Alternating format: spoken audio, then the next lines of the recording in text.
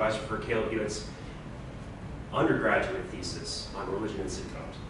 Caleb Huet is the son of Corey and Rebecca Huet in Adel, Iowa. He's majoring in digital film production and theory, with minors in film criticism and animation for film and television.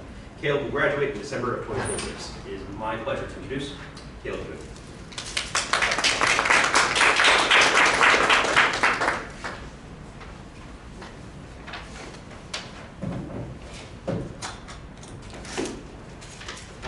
So, as Dr. Huet just introduced, I'm Caleb Huet, and today I'm going to be talking about religion in sitcoms, 3 case studies across modern American situational comedies.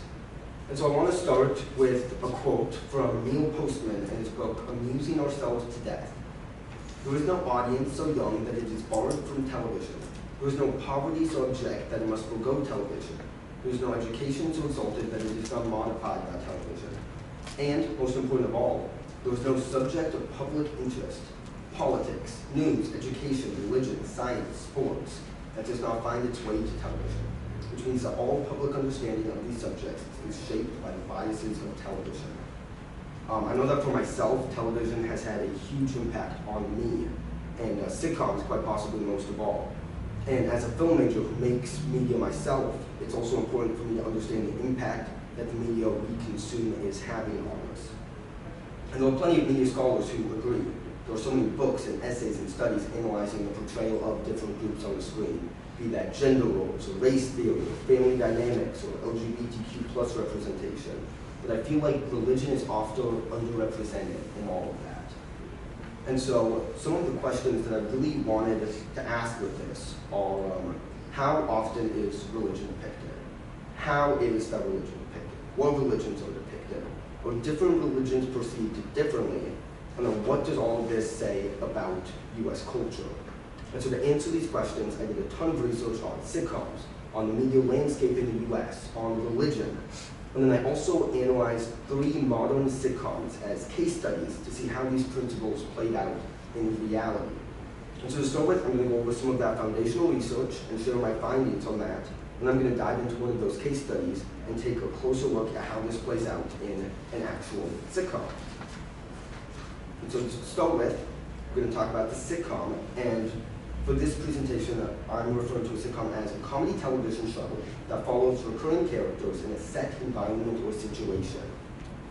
And so they really get their start in the 1920s and 30s with radio shows. So some of the first television sitcoms, like The Goldbergs or Amos and Andy, were direct adaptations of radio shows. Then in 1951, I Love Lucy premiered and became the most watched show in the US, proving the success of the genre and sparking a whole ton of other sitcoms. In 1953, the term situational comedy was first termed. Then in the 60s, you had a lot more fantastical elements introduced, and you started to see sitcoms combined with other genres. A great example of this is MASH in 1972, which incorporated sitcoms and war together. And so you really started to see the idea of what a sitcom is pushed. Then in the 1990s, you had kind of this cynical rebranding. So you had these sitcoms that were a little less family-focused, less focused on positive messages. And this is largely attributed to Seinfeld. Larry David famously had the mantra for that show of no hugging, no learning. So there's sort of an empty pointlessness to it all that reflects postmodernism of the time. Then more recently, with streaming, that's brought about massive changes. So it's allowed for serialization and longer story arcs. And it's also created a market for more niche sitcoms, things that wouldn't have typically found an audience on network television, but now anyone can watch it at any time, allowing for more niche material. Throughout all of these changes, though, sitcoms have remained a television staple, and there are several factors that make them so endearing and timeless. So they're typically set in a familiar home or workplace environment, which many Americans can relate to. In this way, the viewer is able to connect with the characters and situations very intimately. At the same time, the humorous perspectives on these situations offers a fantastical escapism, fulfilling the craving that often causes us to seek out the comfort of television in the first place. So the traditional half-hour runtime is easy to consume. You get a neat and tidy resolution that wraps everything up. So you get this really nice balance of realism and escapism that gives us hope and comfort regarding our own lives and situations. Then I also want to talk about religion in the US.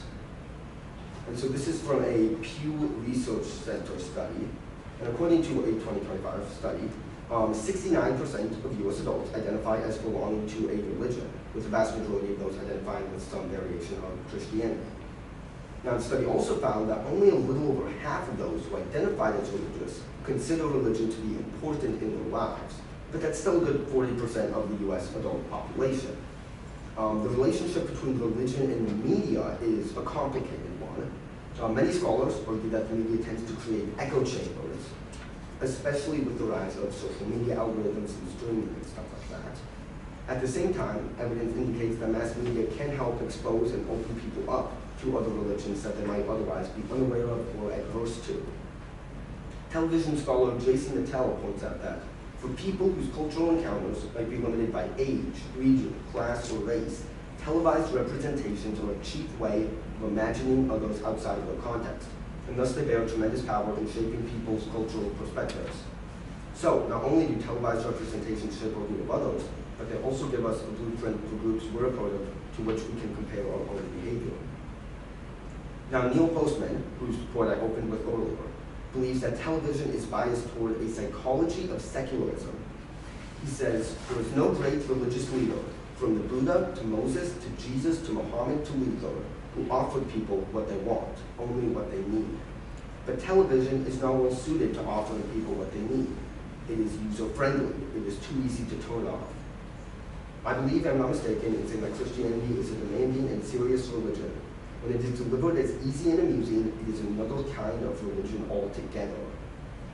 His point is that from technical necessities to the profit-driven rules of the industry, it becomes nearly impossible to appease to a religious code while also being a successful television show. That said, the medium's biases have not prevented creators from trying to blend the two. In the United States, the majority of these attempts revolve around Judeo-Christianity, which makes sense considering Christianity is the most common religion here. Sitcoms like Soul Man and Seventh Heaven are based on that. And while far less common, more sitcoms have started to emerge, focusing on other religions as well, such as the Muslim-centered Rami or the representation of indigenous beliefs in reservation dogs. Nevertheless, it's clear that certain religions tend to attract a larger audience, while other religions struggle to gain traction in the television industry. By and large, though, the clear trend recently seems to be towards secularization. This makes sense as the religious population within the US continues to decrease, and it's also easier to market secularism to a broader audience. So to show how religion plays out on the screen, I want to analyze the use of religious elements in the show Community. So the show follows the charismatic but self-absorbed Jeff, a disgraced lawyer who faked his law degree. Now he has to attend Glendale Community College and acquire a real degree before he can return to his profession. While there, he attempts to trick fellow student Britta into hooking up with him by claiming he's running a study group for Spanish. However, when she shows up, she brings a cast of other oddball students with her. Abed, an aspiring filmmaker, Troy, a former high school jock, Annie, a perfectionistic and naive straight-A student, Shirley, a recently divorced mom trying to find her place in the world, and Pierce, an insensitive millionaire who has nothing better to do than go back to college. As the school year progresses, the group, dubbed the Greendale 7, forms an increasingly tight bond as they navigate life in school together. So it's a pretty typical found family premise that builds on a cast of quirky characters who feel out of place in the world, but kind of find a home in each other. It was never incredibly popular or successful, but it has an incredibly loyal cult following. For the purposes of this presentation, it's also remarkable in the amount of religious diversity among the main cast. So the main 7 characters include an agnostic, an atheist, a Christian, a Jew, a Muslim, a Jehovah's Witness, and a reformed neo-Buddhist, although we later find out it's just a cult. In particular, I want to draw from an excerpt from my paper that analyzes one particular episode of the show, the season 2, episode 5, Messianic Myths and Ancient Peoples. So the episode begins with the Greendale 7 in class watching YouTube videos on the projector. Shirley, the Christian in the group, is appalled by the vulgarity of some of the videos and asks, what happens if you type in God? When the rest of the class starts booming, the professor shuts them down and reminds them that if farts are fair game, so is God. Of course, in typical community fashion, the top result just so happens to be a video titled God of Farts, and soon the class is cheering again. Shortly, however, it's concerned that 17 million people have seen that video, and there were only 9 people at her church the night before. So, in an attempt to counter this, she enlists filmmaker Abed's help to make a viral video with a Christian message. While not interested at first, he eventually agrees. He has one condition, however. It needs to be unique. In his words, "We need a Jesus movie for the post-postmodern world. I want to tell the story of Jesus from the perspective of a filmmaker exploring the life of Jesus. See, in the filmmaker's film, Jesus is a filmmaker trying to find God with his camera. But then the filmmaker realizes that he's actually Jesus and he's being filmed by God's camera. And it goes like that forever in both directions, like a mirror and a mirror, because all the filmmakers are Jesus and all the cameras are God." If you didn't follow all that, you're not alone, and surely quickly labels his vision as blasphemous. Abed, however, decides to go ahead and make the film anyway. What follows is a convoluted and meta approach to religion that has some surprisingly insightful commentary on the relationship between pop culture and religion. For Abed, everything relates back to film and television. At one point in the episode, after reading the New Testament, Abed exclaims, "You know, being raised by TV and movies, I always thought Jesus just walked on water and told people not to have abortions, but it's so much cooler than that. He was like E.T., Edward Scissorhands, and Marty McFly combined." Abed's understanding of spirituality in the Bible is only as deep as it pertains to pop culture. I believe this reflects a cultural shift in what myths we place value in. Critic and theorist Roland Barthes argues that everything we do and experience is shaped by participation in a larger narrative, which he refers to as myths. Where we used to look to religion for meta-narrative and meaning, we now look at the myriad of pop culture to fill this space.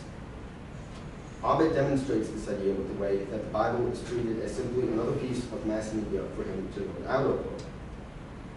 Eventually, Shirley enlists the help of Greendale's Dean Pelton to help shut down Abed's production, invoking the separation of church and state. When the dean confronts Abed and asks him if he's using school equipment to film a religious production, Abed calmly replies, "All movies are religious to me." The dean pushes it is a movie about Jesus. Abed responds with a question of his own. Is The Matrix? Is RoboCop? Is Superman Returns? All stories are about death and resurrection. So this episode kind of asks the question, at what point does religion cease to be religion? Where is the line between a Charlie Kaufman-esque interpretation of Jesus and the real deal? What's worth following and what isn't? Ultimately, as buzz for the film travels around campus and pressure mounts, Abed comes to the realization that his film is a piece of crap.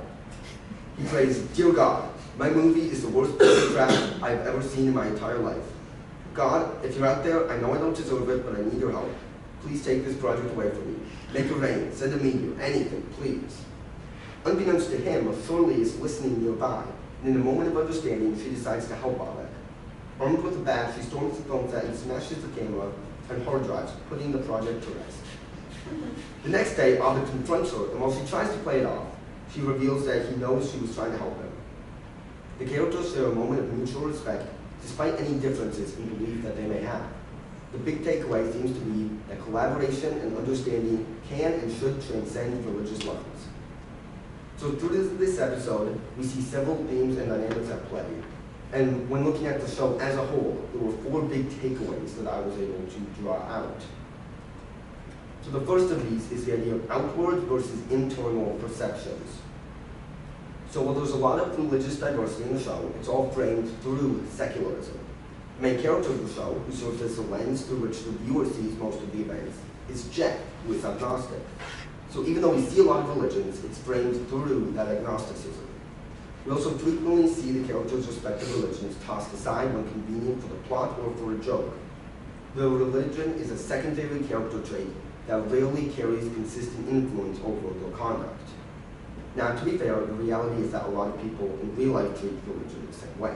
They claim a faith but ignore the tenets that inconvenience them or are incompatible with their lifestyle. Still, it's clear that the characters in shows like Community are being written from an outside perspective looking in. The second point that I want to touch on is the idea of spirituality over organized religion.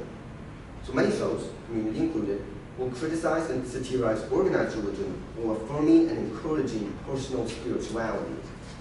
So Community is especially interesting in this regard because there rarely is any organized religion. We never see any of the religious characters interact with any sort of a broader religious community. The religion exists in a bubble. I also want to talk about the idea of other religions. So different religions are portrayed differently. Christianity, for example, is shown on screen far more than other religions. It's heavily ingrained in U.S. culture, and so it's supposedly earned a place in the U.S.'s cultural sphere. In contrast, some less common religions are associated with otherness, especially those tied to a particular ethnicity. So Abed's Islamic beliefs and community stem from his Palestinian immigrant father. Another example from a different show would be Apu from The Simpsons, whose Hinduism is directly tied to his status as an Indian immigrant. Both of these characters are frequently shown struggling to understand and adapt to aspects of American culture. For religions like Hinduism and Islam, these are often tied to the character's ethnicity, and we're trained to view adherents of these religions as others as a result. The final point I want to touch on is the relevance of religion. Ultimately, sitcoms like Community demonstrate that there's still a clear interest in spiritual matters and questions of the metaphysical. I think there's a cultural perception that religion's prevalence is on the decline in the U.S. However, I would argue that the way we perceive and interact with it has simply shifted. The fact that there are entire episodes in shows like Community that center around religion shows that it is still a culturally relevant topic and that the conversation is still playing out today.